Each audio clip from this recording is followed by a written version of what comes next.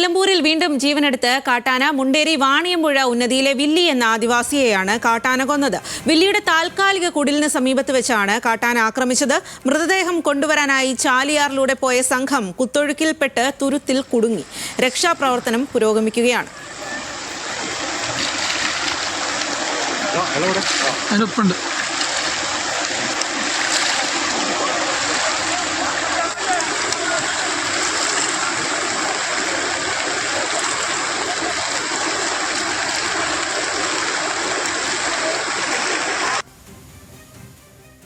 കൂടുതൽ വിവരങ്ങളുമായി ശാന്തകുമാർ വെള്ളാലത്താണ് ചേരുന്നത്. ശാന്തകുമാർ, കാട്ടാന ശല്യം, അതുപോലെ തന്നെ വലിയ തരത്തിലുള്ള മഴ, കുത്തിയൊഴുകുന്ന പുഴ, വലിയ ദുരിതത്തിൽ തന്നെയാണ് നാട്ടുകാർ എന്ന് മനസ്സിലാക്കാനായിട്ട് സാധിക്കുന്നു. എങ്ങനെയാണ് ഈ ഒരു കാട്ടാന ആക്രമണം ഉണ്ടായത്? രക്ഷാപ്രവർത്തനം പുരോഗമിക്കുകയാണ്.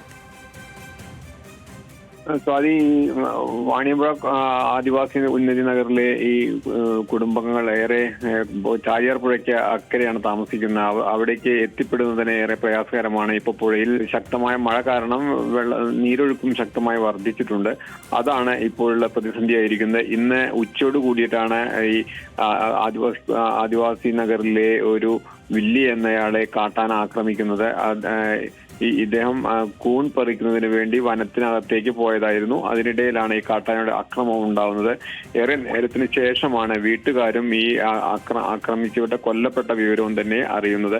തുടർന്ന് പോലീസിനെയും ഫയർഫോഴ്സിനെയും അറിയിക്കുകയായിരുന്നു. അതിനുശേഷമാണ് ഈ ചാലിയാർ പുഴ കടന്നു പോകുന്നതിന് വേണ്ടി NDRFന്റെ സംഘം അവരുടെ ഡിങ്കി ബോട്ടിൽ, മോട്ടോർ ഘടിപ്പിച്ച ഡിങ്കി ബോട്ടിൽ പോകാൻ ശ്രമിച്ചത്. അതാണ് ശക്തമായ കുത്തൊഴുക്കിൽ നിയന്ത്രണം വിട്ട് ഏകദേശം ഒരു 1.5 കിലോമീറ്റർ ദൂരം മാറി ഒരു തുരുത്തിലാണ് ഇപ്പോൾ കുരുങ്ങിക്കിടക്കുന്നത്.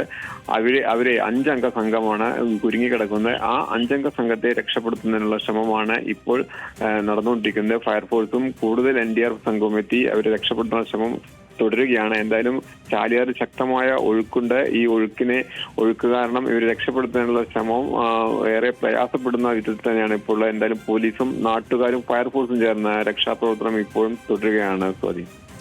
ശരി ശാന്തകുമാർ. നിലമ്പൂരിൽ വാണിയമ്പുഴ ഉന്നതിയിലെ വില്ലി എന്ന ആദിവാസിയെയാണ് കാട്ടാന കൊലപ്പെടുത്തിയത്. കാട്ടാന കൊലപ്പെടുത്തിയ വിന്നിയുടെ മൃതദേഹം കൊണ്ടുവരാനായി ചാലിയാറിലൂടെ പോയ സംഘം കുത്തൊഴുക്കിൽപ്പെട്ട് തുരുത്തിൽ കുടുങ്ങുകയായിരുന്നു.